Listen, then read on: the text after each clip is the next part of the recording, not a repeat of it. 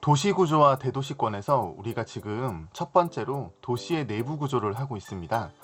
그 중에서 우리가 첫 강의는 도시가 성장하면서 어떻게 분화가 되는지, 어떻게 내부 구조가 그렇게 상업 업무가 발달하는 곳과 주거가 발달하는 곳과 아니면 공장들이 좀 많이 모여 있는 곳, 이렇게 발달하는 그 원인과 과정과 이런 것들을 우리가 지난 시간에 살펴봤고요. 이번 시간부터는 본격적으로 도시의 내부 구조가 어떻게 만들어져 있고, 그리고 그 내부 구조 각각의 어떤 특징들을 살펴보는 시간을 가지도록 하겠습니다. 자, 우리 본격적으로 들어가 한번 보겠습니다. 도시의 내부 구조에 대해서 한번 공부해 볼 건데요. 도시의 내부는 도심과 부도심, 중간지역, 주변지역으로 구성되어 있습니다. 자, 우리 자료 5번을 한번 볼까요? 자료 5번에 간단하게 이렇게 모식도로 정리가 되어 있습니다. 자, 제일 가운데에 도심이 있습니다. 도심은 접근성과 지대가 가장 높은 곳이고요. 이 도시가 일반적으로 봤을 때 이 도시가 가장 먼저 형성될 때 있었던 그 곳입니다. 그리고 그 바깥쪽으로 중간 지역이 있고요. 그리고 그 바깥쪽으로 주변 지역이 있고, 도시가 무분별하게 팽창하는 걸 막아주는 개발 제한 구역이 이렇게 나눠져 있습니다. 자, 그리고 도심의 기능은 일부 분단받은 교통이 아주 발달된 부도심 지역도 있습니다. 자, 이렇게 우리가 간단하게 도시 내부 구조에 대해서 한번 이렇게 모식도를 살펴봤고요. 이번에는 각각의 그 지역들마다 어떤 특징을 가지고 있는지 살펴보도록 하겠습니다. 첫 번째로 도심에 대해서 살펴보도록 하겠습니다. 도심은 관청이나 대기업의 본사, 금융기관의 본점, 백화점, 그리고 전국 단위의 아주 전문적인 어떤 것들을 파는 이런 서비스업을 하는 이런 것들이 모여있는 중심 업무 기능과 전문 상업 기능이 집적되어 있는 곳이 바로 도심이 되겠습니다. 자, 서울에 가게 되면은 관청이라고 하면 특히 서울시청을 한번 생각해 보시면 될 것 같아요. 서울시청을 중심으로 해서 바로 그 주변이 광화문 일대가 굉장히 발달된 도심 지역이죠. 자, 그곳에 바로 대기업의 본사나 금융기관의 본점, 그리고 그 주변에 가보면 백화점들이 이렇게 여러 개가 있고요. 그 다음에 어떤 것들도 있냐면은 뭐 신문사라든지요.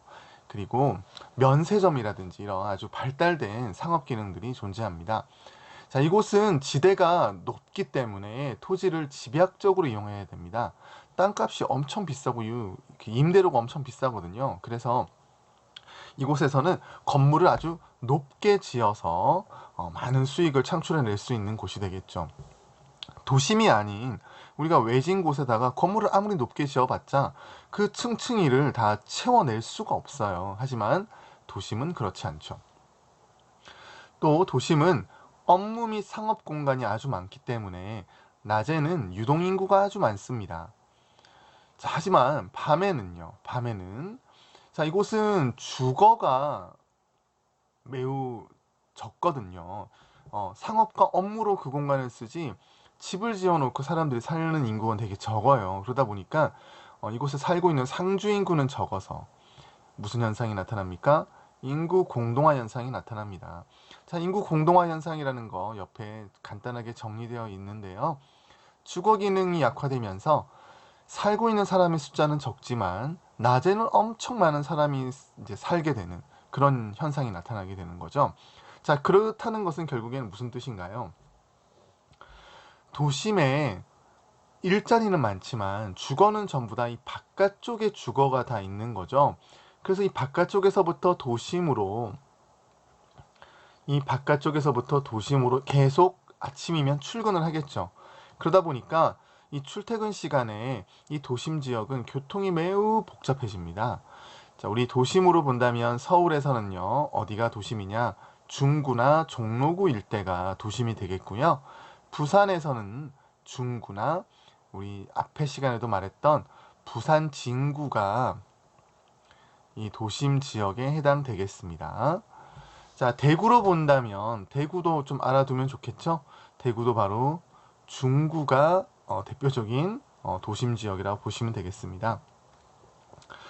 자, 그리고 두 번째로 도심과 주변 지역을 연결하는 교통의 주요 결절점, 이 말은 뭐냐면 도심으로 모든 교통이 몰려오지만 또 외곽에서 오면서 한 번 더 이렇게 만나는 곳이 있죠. 자, 이렇게 교통로가 만나는 곳, 이 결절점인데요. 이곳에 바로 부도심이 형성되게 됩니다. 자, 이것도 접근성이 어떻습니까? 접근성이 아주 높겠죠. 접근성이 높으니까 당연히 뭐도 높겠어요. 지대도 굉장히 높게 됩니다. 자, 그러면서 이곳도 도심만큼은 아니지만 도심의 기능이 집중되어 있는 그 중에 일부를 분담해서 가지게 되죠. 그래서 도심과 거의 똑같은 상업 및 서비스 기능이 많이 발달하고요. 도심의 과밀화와 교통 혼잡을 어느 정도 완화시켜주는 역할도 하게 됩니다. 왜냐? 다 옛날에는 도심으로 갔어야 된다면 지금은 꼭 도심이 아니더라도 이 부도심 지역에서도 어느 정도 기능을 소화해낼 수 있기 때문이죠. 자, 서울로 본다면요. 영등포나 강남, 용산, 청량리 일대가 되겠고요. 여러분들 이 지역들이 전부 다 어디에 있는지 지도를 통해서 한 번씩은 찾아봤으면 좋겠습니다. 그리고 부산에서는 해운대, 여러분 최근에 해운대에 아주 핫한 곳이죠. 고층 빌딩들 굉장히 많습니다. 그리고 부산에서는 동래 지역이 되겠고요. 대구에서는 어디로 보냐? 대구에서는 동대구 일대나 요거는 약간 이제 어떤 면에서 도심이라고 보는 부분들도 좀 있어요. 자, 아니면 수성구 일대. 수성구는 이제 주거지도 많이 발달되어 있지만 이렇게 상업 업무가 또 많이 발달되어 있는 곳이기도 하거든요. 자, 이 부분들은 우리가 자료를 보면서 나중에 또 정리를 해보도록 하겠습니다. 자, 이번엔 세 번째로 넘어가도록 하겠습니다. 도심과 주변 사이에 있는 지역인데요. 도시가 점점 성장하는 과정에서 과거 도심에 있었던 그러니까 보통 옛날에 도심에 있었던 일부 기능이 빠져나오면서 만들어진 곳인데요. 자, 도심에서 공장이라든가 주택이라든가 상점, 학교 등이 빠져나오면서 이곳에 자리 잡게 되죠. 자, 근데 이런 모든 기능들이 막 뒤섞여 있는, 혼재되어 있는 곳이 나타납니다. 이곳을 바로 우리가 중간 지역이라고 하고요. 보통 중간 지역이라고 하는 곳에 가보면 좀 환경이 열악한 곳이 대부분이에요. 그리고 시장도 있고요. 허름한 단독주택 지구들도 있고요. 그러면서도 군데군데 조그마한 공장들도 있는 그런 모습들도 많이 볼 수가 있거든요. 자, 최근에 와서는 이런 열악한 환경인 이 지역을 재개발하고자 하는 어떤 것들이 굉장히 많이 일어나고 있습니다. 자, 그리고 옆에 자료 8번을 미리 한번 보겠습니다. 우리 앞에 인구 공동화 얘기를 하면서 도심은 주거가 매우 약하고 상업 업무가 매우 강하다고 했잖아요. 자, 거기서 우리가 알 수 있는 또 하나의 지수가 있는데요. 바로 주간인구 지수입니다. 주간인구 지수는 상주인구분의 주간인구 곱하기 100이에요. 자, 근데 도심, 우리 중구라든지 종로구라든지 이런 곳은 어떠냐면 상주, 이제 거주하는 인구는 되게 적은데 낮에는 굉장히 사람이 많죠. 그러다 보니까 100을 넘어서게 됩니다. 자, 이 100을 넘어서게 되면은 바로 주거 기능이 약하고 상업 업무 기능이 강하구나 이렇게 생각하시면 되겠고요. 오히려 이 외곽 지역은 상주하고 있는 인구가 바로 주간에 있는 인구보다 훨씬 많거든요. 왜냐하면 여기서 전부 다 어디로 갔기 때문에 이 도심 지역이나 이런 곳으로 많이 출근을 했기 때문이죠. 그러면 100보다 아래가 나오겠죠. 자, 그렇게 되면은 주간 인구 지수가 낮은 이 지역은 주거 기능이 좀 강한 곳이구나. 이렇게 여러분들 보시면 될 것 같습니다. 자, 이번에는 네 번째로 주변 지역을 보도록 하겠습니다. 우리 앞에서 주변 지역은 도심에서부터 좀 거리가 떨어져 있는 지역인데요. 이 지역은 신흥주택 지역으로 형성되어 있습니다. 이곳에서 많이 볼 수 있는 경관은 어떤 경관이냐? 주로 우리나라에서는 아파트를 굉장히 많이 짓겠죠. 그렇죠? 자, 그리고 이곳에는 또 공업지역이 나타나기도 합니다. 그리고 일부 지역에서는 농촌적인 모습들도 아직까지 보이는 그런 부분이 있습니다. 자, 그리고 가장 바깥쪽에 뭐가 있느냐? 바로 개발 제한 구역이 있는데요. 자, 이곳은 개발을 제한한다는 겁니다. 그래서 우리가 다른 말로는 뭐라고 하냐면 그린벨트라고도 합니다. 그린벨트. 그러니까 녹색을 유지시켜 주는 거죠. 자, 그래서 개발을 못하게 합니다. 그래서 시가지가, 그러니까 도시 지역, 어떤 상업 업무가 발달한 그런 시가지가 무질서하게 팽창하는 것을 억제시켜주는 역할을 하게 되겠습니다. 자, 여긴 지금 대구를 선생님이 왼쪽에서 보여주고 있는데요. 자, 여기가 바로 요 길, 요 큰 길이 요게 바로 달구벌 대로고요. 자, 요쪽에 지금 빌딩들 좀 보이죠? 바로 요 지역이 대구의 반월당도 있고 한 도심 지역이 되겠습니다. 자, 그리고 동대구 지역 우리가 도심이라고도 보고요, 일부. 또는 뭐 부도심이라고도 하는 경우도 있습니다. 자, 이것도 동대구도 최근에 와서 신세계 백화점이 지어지고 나면서 특히 이 주변이 옛날부터도 그랬지만 더욱더 상업 업무 기능이 아주 발달하게 되죠. 그리고 대구에서 보게 되면 신도시처럼 공단 지역과 좀 가까이에 이런 아파트 단지가 많이 지어진 또 신도시 지역도 있습니다. 그래서 대구도 이런 식으로 이 중간에 우리 중구 지역의 도심 지역과 동대구 지역의 도심 지역 이런 식으로 쌍도심 이렇게 보기도 하고요. 달서 부도심, 뭐 성서 부도심, 칠곡 부도심, 안심 부도심 이렇게도 우리가 공간 구조를 보기도 합니다. 네, 그리고 우리 수성 지역들, 요 수성구 지역들도 전통적인 부도심적인 지역이라고 보면 되겠습니다. 자, 이렇게 도시는 특히 대도시는 가만히 있지 않아요. 계속해서 성장하고 변하거든요. 자, 그래서 우리 대도시 내부 구조의 변화를 보게 되면은 대도시의 도심은 계속해서 재개발을 통해서요. 주거용 토지 이용은 줄어듭니다. 줄어들고요. 상업 업무 토지 비용은 증가합니다. 그러니까 이게 바로 도심의 성격이 더 강해지는 거죠. 근데 선생님도 최근에 보면 어떤 걸 또 볼 수 있냐면 도심 지역에 아파트가 또 지어지는 것을 좀 보기도 합니다. 자, 하지만 그건 좀 다른 차원의 문제라고 보면 되겠고요. 부도심도 도심과 마찬가지로 상업 업무용 토지 이용이 증가하고 있다. 그리고 부도심과 인접한 주변 지역이나 중간 지역에는요.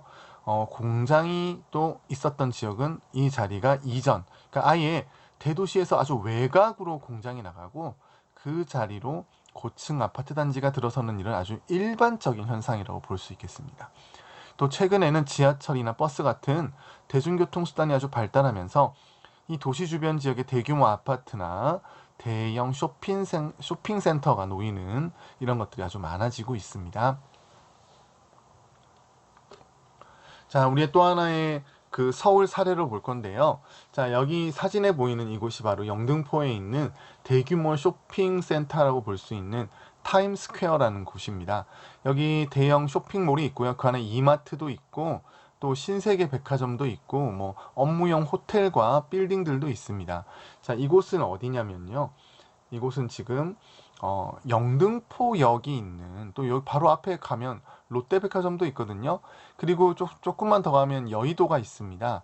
자, 여의도 부도심에서 좀 보면 과거에 이 지역은 중간 지역 같은 곳이었다라고 생각하시면 될 것 같아요. 중간 지역. 그 시장도 있고요. 그 다음에 여전히 이런 지역들은 굉장히 좀 허름한 아주 환경이 열악한 부분들도 꽤 있거든요. 근데 이런 지역에 지금 재개발이 이루어지고 또 여기 지금 대규모의 아파트가 이렇게 세워지는 모습도 볼 수가 있거든요. 그러니까 변하고 있는 거죠. 자, 과거의 모습을 한번 볼게요. 1990년대 중반 바로 요 뒤에 있는 요 제분 공장 있고 한 요 지역이 이제 요 지금 보이는 타임스퀘어 자리가 된 거거든요. 여전히 이런 어떤 슬럼, 좀 열악한 주거 환경 모습이 있었던 곳입니다. 그리고 도심 재개발이 지금 서울도 계속 일어나고 있다 그랬죠.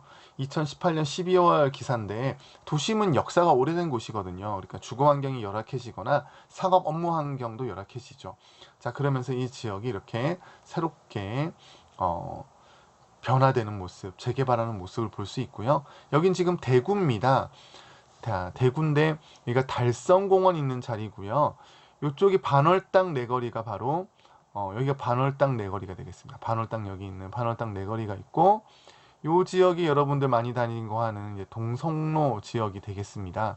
여기 대구역이 있고요. 자, 여기 바로 이 중구인데 중구 지역에 지금 재개발을 예상하고 있는 또는 어떤 환경 정비를 예상하고 있는 지역들이 여기 이렇게 지금 많이 있다는 거 보면 알 수가 있겠죠. 선생님이 지금 살고 있는 지역도 역시나 재개발이 이루어지고 있는 지역입니다. 그래서요, 선생님 아파트 지역도 지금 앞에 지금 재개발이 계속해서 이루어지고 있습니다. 자, 그리고 개발 제한 구역을 한번 이렇게 또 볼게요. 우리 지금 전국에 있는 개발 제한 구역이 보시면 알겠지만 서울도 서울 주변을 이렇게 둘러싸고 있죠. 울산이나 창원이나 부산도 마찬가지입니다. 대구도 그렇습니다. 이렇게 개발 제한 구역이 있고, 근데 이런 개발 제한 구역은 개발이 계속해서 외곽으로 나가면서 요즘에는 점점 이렇게 좀 줄어드는 경향을 보이고 있습니다. 특히 개발 제한 구역 같은 경우에는 이 개인의 재산권을 좀 침해하는 문제들도 좀 있기 때문에 좀 쉽게 이렇게 계속 그 땅을 또 가지고 있기가 좀 그렇기도 합니다. 이 부분은 또 우리 한번 시사적인 문제를 한번 찾아보는 것도 좋을 것 같아요. 자, 우리 교과서에 또 대전이 나오고 있지요. 자, 대전 지역들도 보게 되면은 기존의 도심 지역이 있고요.